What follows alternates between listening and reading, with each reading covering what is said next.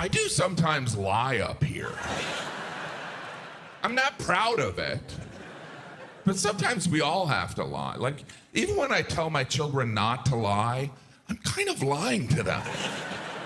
Some people are like, you should never lie to a child. And those people don't have kids. Because when you have kids, you lie to them all the time. You're like, you wouldn't like this ice cream. It's very spicy. I'd share, but Santa said I can't. Now, why don't you go to sleep so I can wrestle your mom?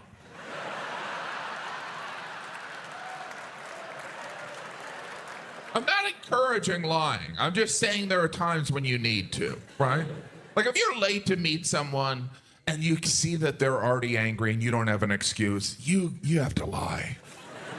Because if you told that person the truth, they would never speak to you again. You're gonna be like, hey, I gotta come clean. I just couldn't motivate you to get going. I mean, eventually I could. What I'm trying to say is I don't value your time. I've identified there are 2 times when it's socially acceptable to lie. To spare someone's feelings, it's okay to lie. It's also okay to lie to cover up a murder. Allow me to explain. When we discover someone's a murderer, we also learn they've done some fibbing. But we tend to focus on the murder part. You never hear, I'm angry he killed that guy, but frankly, I'm more upset about the lying. It's the dishonesty that bothers me. Some trust has been broken. Speaking of lying murderers, I watch a lot of Dateline. I don't want to brag. Some other winners out there. If you're unfamiliar or you have a life, Dateline is a news magazine show, like 60 Minutes, but at one point, Dateline just went all in on murder. And it's usually spousal murder. Like if you watch Dateline, it appears most marriages end in murder. Every episode starts the same. They had the perfect marriage. But you know someone's getting killed.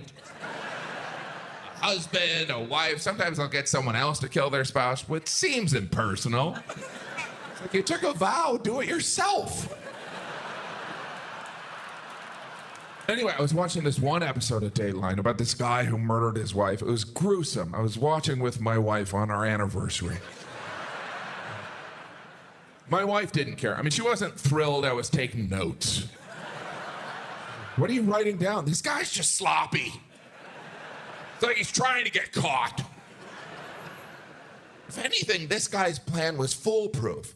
What he did on his anniversary is he threw a party for him and his wife, and they invited all their friends so that they could see how happy they were. And then the next morning, he took his wife fishing. He rented a boat, he brought a cooler, some tackle, 3 concrete blocks, and a tarp. You know, for fishing. And he would have gotten away with the whole thing. But 3 months after his wife disappeared at sea, he got engaged to a stripper. Which is kind of suspicious. And to celebrate their engagement, they dropped acid, as tradition would have. And while tripping on acid, he admitted the whole thing to his fiancée. And she turned him in because she didn't appreciate the dishonesty.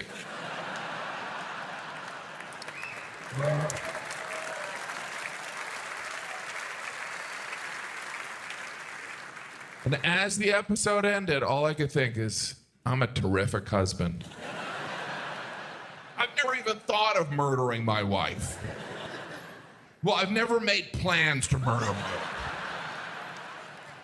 Well, I don't own concrete blocks. I can see some of you are like, Jim, I don't like the murder jokes. I don't like them. But wouldn't it be great if in a week you learned I was a murderer? Because then you could brag. You could be like, oh my gosh, we were at the taping for a special. And he had all these jokes on murder. Were they good? Not really, no. He was better at murder than comedy.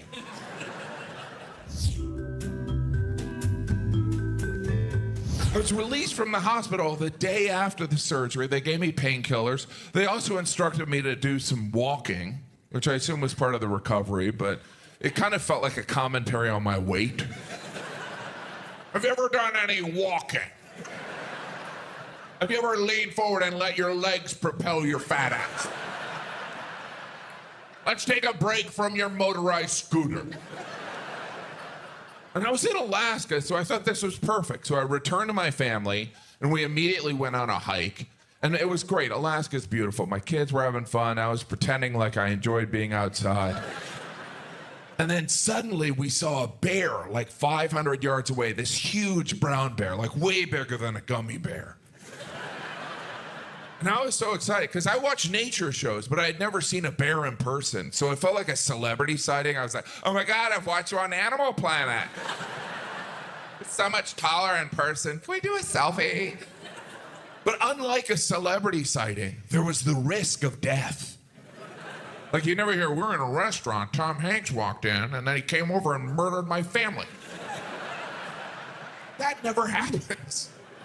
But the bear was far away. So I took out my phone and I started taking pictures. And then suddenly the bear stood up, roared, and looked right at me. Started creeping towards me, tilting his head back and forth, almost like he recognized me. That guy looks like Philip Seymour Hoffman. I was terrified. Luckily, we were with a tour guide, and I looked at him, and he goes, don't worry, I have bear spray. And I was like, do you have anything stronger? Like a bear gun? Because I don't think this bear's approaching to get his hair done. And the bear kept coming. And then suddenly the tour guide goes, okay, I want everyone to start walking backwards slowly. Walk backwards slowly. I guess so the bear could catch up. So we started walking backwards slowly. By then, the bear was in a full sprint. I had surgery 12 hours ago, so I smelled delicious. I was also sunburned, so I probably looked like a giant land salmon. Bear couldn't believe his luck. Like, I'm not gonna have to eat for a month. He was like, I'm gonna die. I'm gonna be eaten by a bear. Which is ironic, given how many animals I've eaten. So I started humming Circle of Life and continued walking backwards slowly. I should point out, it's not like we were walking backwards slowly to a car or a cabin. We were walking backwards slowly to nothing. It probably looked like we were teasing the bear, like, come and get it, Mr. Bear. You looking to get a little grizzly? Craving a little 2XL, are you? And before you knew it, the bear was upon us, and he killed us, and we died. Such a bloody mess. No, what really happened is at one point the tour guide pulled out this thing. It looked like a pen. I was like, great, he's gonna ask for the bear's autograph. And I learned later on it was a bear flare, and he squeezed it, and this tiny fireball went out towards the bear, and I was like, oh good, something to anger the bear. But the fireball bounced off the bear stopped, and then just ran the other way like it forgot something at home. And we all looked at each other like, oh my gosh, that just happened. And that's a true story. Well, most of that's true. Well, it's all true except there was no bear.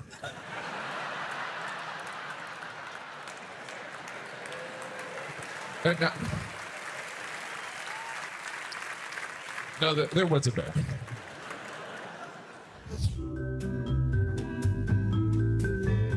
I did love doing shows over there. You never knew what was going to work. Sometimes there's a language barrier. There's different references. There's famous people in other countries we've never heard of. I was doing this show in Ireland before, doing the sound check before the show, and the sound guy was like, do you have any special requests? And I jokingly said, well, I'll probably close my show by singing Raglan Road, which is a famous Irish folk song based on a famous Irish poem. And the sound guy was like, oh, I don't recommend that. And I was like, well, I was kidding, but why? And he goes, well, recently Billy Joel did that. And I was like, who's Billy Joel? And he goes, you don't know who Billy Joel is. I was like, I'm from another country. I don't know who's famous here. What is it, Superman's dad? I don't know. He goes, Billy Joel is from America. And I was like, oh my gosh, there's an American who's famous in Ireland that I've never heard of. Oh, Billy Joel, piano man, uptown girl. I was like, oh, you mean Billy Joel? And he goes, "Oh, it's Billy Joel." For a second, I thought, maybe he's right. This would be the first time I discovered I mispronounced someone's name for my entire life. In my mind, I started going through every conversation I had on Billy Joel. I'm like, did anyone else say Billy Joel? When I said Billy Joel, did anyone look at me strange? And then I remembered, you know who pronounces it Billy Joel? Billy Joel. And at that point, the opening act had come in, and he was also from Ireland. And I said, hey, this sound guy calls Billy Joel Billy Joel. And the Irish comic goes, it is Billy Joel. It's like, is everyone crazy in this country? What, there's no one in Ireland named Joel? And he goes, yeah, we call them Joel. I was like, well, then what would you call someone who's actually named Joel? And he goes, you mean like Billy Joel? Stop it! No! I loved Ireland. I spent 2 weeks there. One of the weeks I was in Donegal, which is a county in the northwestern part of the Republic. And I noticed something. Everyone in Donegal has a washer and dryer, but nobody uses their dryer. They're like, that won't be necessary. We'll just hang that out to dry. And I was kind of skeptical, but I was staying with friends and they offered to do my laundry. So they took my clothes and they washed it and they hung it out to dry. And I was kind of impressed because after only 3 days, my clothes were still wet. Because what they've yet to realize is it rains every day in Donegal. It's like living in a shower. But my friend, she was so proud of the line dry. She goes, isn't that just better? Doesn't that smell glorious? Meanwhile, I'm holding a wet t-shirt. Yeah, this is great. I can just pretend I got off a log ride. Nothing better than waking up on a cold morning and putting on a wet Billy Joel t-shirt.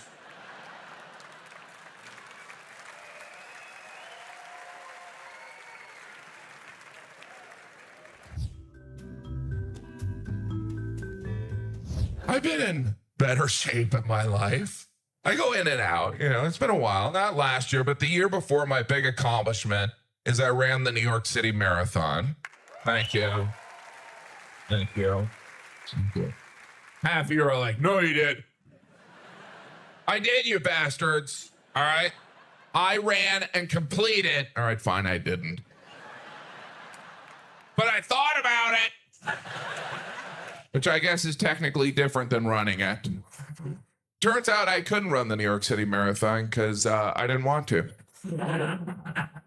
Which is the main reason I don't do a lot of things. I just rarely admit it. It's like, hey, Jim, why don't you come to my birthday party? I didn't want to. We never really reply to invitations that way. Don't want to go. Completely available, just not interested. Really wish I wasn't there, so I won't be. I know people who have run the New York City Marathon. They always bring it up. They're like, yeah, I ran the New York City Marathon. I was asked, did you win? No, but I finished. What place you come in? I don't know. Sounds like you came in last. Really, what you're saying is you lost the New York City Marathon. If I were you, I wouldn't bring that up. But that's why some people run marathons, so that they can say, I ran a marathon, which to me is not a good enough reason. Heck, I can say I ran a marathon. In fact, earlier I did. Didn't feel good. It felt dishonest. I guess what I'm trying to say is marathon runners are liars. All of them. It's too far. It's way too far. 26.2 miles. That's too far to run, jog, or frankly, drive. Let's be serious. But you know what? I'm not a runner. Half of you are like, we never thought you were. At this point, we're not sure if you're a walker. But running is huge, right? There are stores just for runners. There's magazines dedicated to running. Runner's World, a magazine all about running. And if you thought running was boring, wait till you read about running. At this point, is there any information we don't have on running? Oh, you're supposed to use your arms when you run. What? I think I've been running backwards. No wonder I keep losing.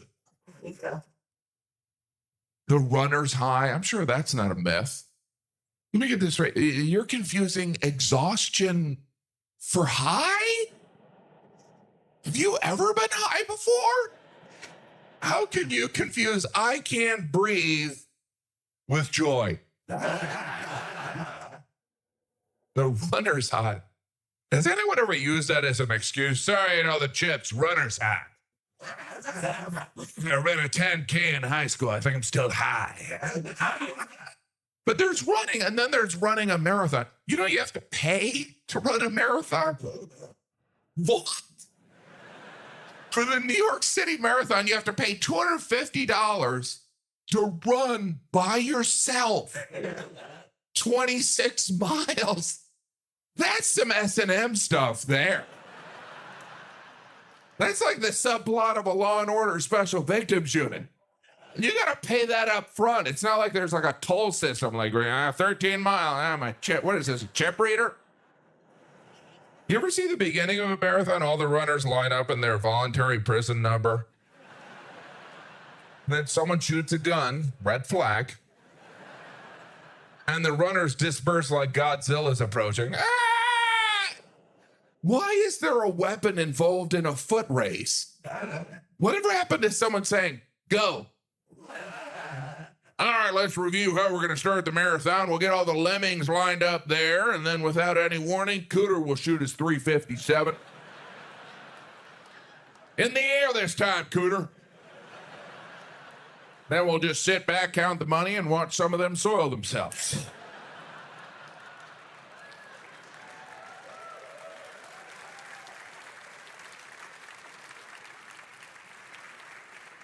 You ever see the winner of a marathon? They do not look healthy. They look like they were forced to run a marathon. Like it was some negotiation as part of ransom. I finished. Now can I have my children? I ran 26 miles. I drank my own urine. I'm wearing a tinfoil blanket. What's going on with my kids? Of course, I respect people who run marathons. Heck, I'm impressed by the people who pass out water at marathons. I was looking at them like, I couldn't do that. I gotta get up early. Then you gotta find cups. Then there's passing out all that water.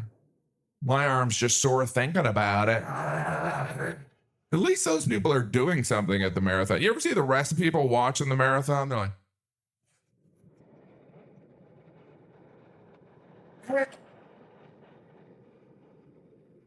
what is going on in your life? If you're watching strangers run a marathon,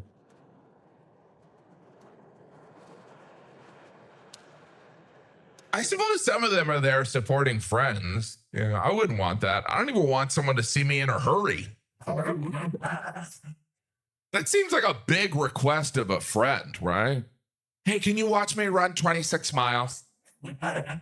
Only take your entire Sunday. You can only watch someone run part of a marathon. It's not that big of a commitment. It's like, you can do it. All right, I'm going to brunch. But you could watch someone run a marathon. You can't go into a health club and watch someone on a treadmill.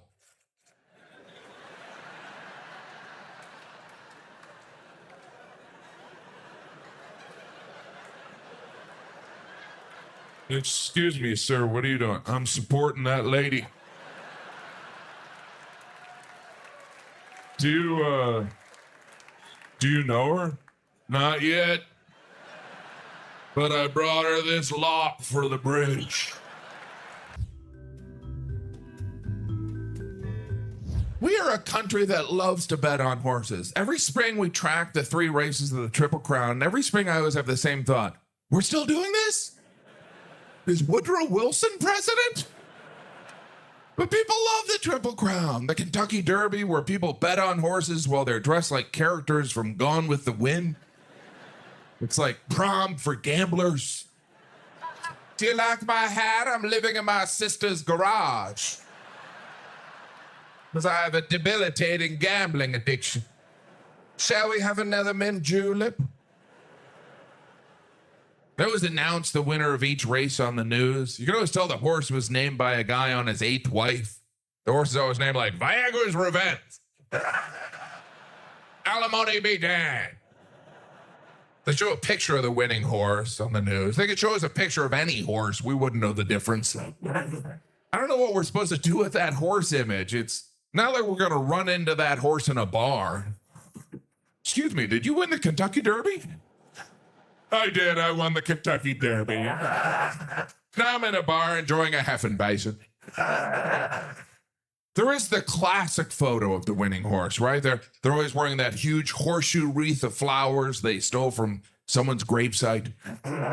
Standing next to the winning horse is the owner of the horse, who did not train the horse, did not ride the horse, and based on body language, has never really met the horse. There the owner stands, looking like they've never paid taxes. Sitting on top of the winning horse is the jockey, who's dressed like he just came from a local pride parade. They always interview the jockey expecting some insight. They're like, how'd you win? The jockey's like, I whipped the horse and it ran. It's very rare for a horse to win all 3 races of the Triple Crown, mainly because they're horses and they don't care. Mostly they just want someone to stop whipping them because they're horses. I didn't know this. After the Triple Crown, all those horses retire. They retire at the age of 3, which feels early. They retire, and then they're sent out to stud. Those horses get paid to have sex, which in some ways is better than winning the Triple Crown. That's like the quadruple crown. That's got to be an adjustment for those horses. Like, hey, remember when we whipped you and we wanted you to run? Well, now when we whip you, we're going to have you do something a little different. How many horse jokes is this guy gonna do? I never thought I'd miss a murder joke. There's a lot more horse jokes. And if you haven't noticed, I know nothing about horses. I don't horseback ride, mainly because I prefer to be comfortable, and it's not the 1800s. I'm sure the horses aren't thrilled either. They're like, why am I carrying you around? I saw you drive up in a Honda Civic. But people like the horseback ride. I have a friend, she told me the reason she enjoys horseback riding is because she loves horses, which seems like a strange way of expressing love for something. Making it carry you around on its back. I mean, I love my great Aunt Katie. Not gonna make her carry me around on her back. Not anymore, yeah? I don't even know why we have to specify that it's horseback riding. Other people are like, hey, you want to ride a horse? What part?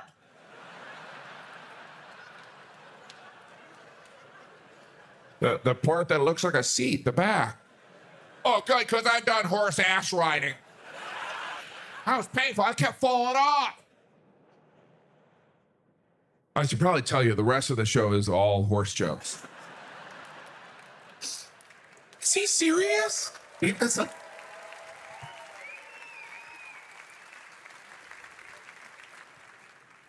There are different types of horses. He's going to keep going, isn't he? You know, there are breeds of horses, right? Which is different from horse breeding. I don't know if you've ever seen 2 horses breed, but that'll keep you awake at night. If you've never seen 2 horses breed, do not YouTube it. Do not YouTube it and print out still images. Don't do that. Don't fix your face on one of the images and show your wife think it's funny. She won't think it's funny. But that says more about her than you. What was I talking about? Horses. It's strange how we treat horses. We give horses shoes. I don't even know if horses need shoes. You never see a horse in the wild walking around like, ow, ow. Wish I had some damn shoes. We give horses shoes that are metal. Metal? That's worse than Crocs. That must be hard to shop for, right? Do you have anything in metal, but not a slip-on, something I could nail to my foot? That's what we do. We nail it to their foot. And when we're not doing that, we're literally tossing the horseshoe around as a game. The horse must be like, what the hell are you doing with my shoes? probably looks like we're taunting the horse. Hey, horse, why don't you come and get your shoes? Just go and grab it all you can because you don't have hands. A horseshoe, a symbol of luck for everyone but the horse. I don't know if this is true. Someone told me that when horses are sent out to stud, some female horses will wear high heel horseshoes. Makes them more confident. I'm going to be paying for this later on, huh? Oh, and I've been on my feet all day. That's got to be the end of the horse jokes. Horse people. And I'm not talking about people that are half horse, half human, which are centaurs, and they don't exist anymore, right? No, people who own horses will tell you that the horse can't even feel the nail going in their foot. Not that anyone's ever heard a horse go, that's fine, hammer away. Next time, glue, just don't tell me where you got the glue from. Oh, that was too edgy? There's no horses in here. There's not a horse in the front row going, hey, take it easy on the glue, Joe. I love how some of you look forward. Is there a horse up there?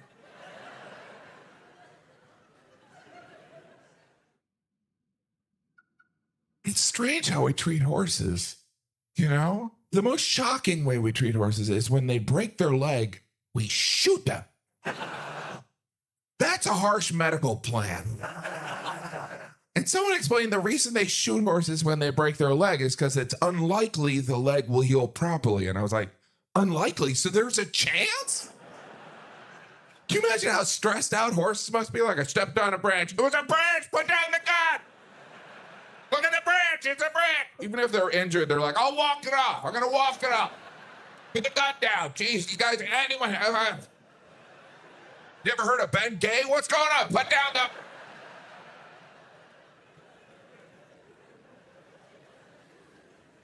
I can see on some of your faces that you would frankly prefer if I did more horse jokes.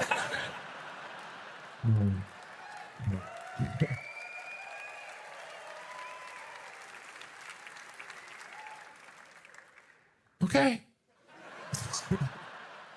It's odd how we treat horses because we live in this era where we treat our dogs and cats as family members. People are always trying to get their dog on an airplane. You know, it's just a matter of time before someone brings a horse on a plane. Are you kidding me? This is my therapy horse. He keeps me calm on the flight. Oh, we'd like to welcome our silver medallion members to board. And anyone traveling with a farm animal, you can board at gate 47. Feel free to grab some sugar cubes that we...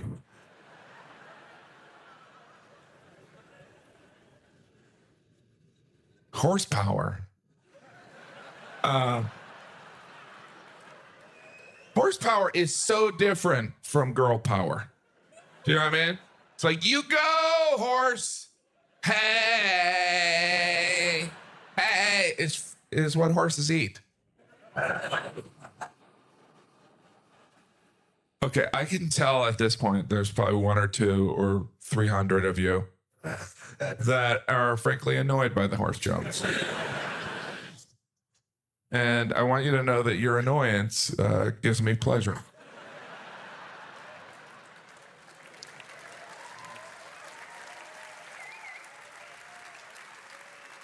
All right, you know what? That's no more horse jokes, I promise. I promise.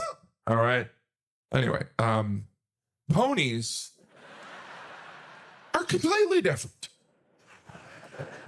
Here's the problem with doing roughly 10 minutes of horse jokes. Besides the audience hating you for the rest of their lives. It's for the next couple minutes, you will all be like, is there a horse joke coming? Or you're going to be like, he could have put a horse joke in there. He didn't use the reference giddy up. Why wouldn't he put it in there? But I want you to put the horse jokes aside. Put them in a barn. And I'm going to talk about something else. Maybe. No, it's over.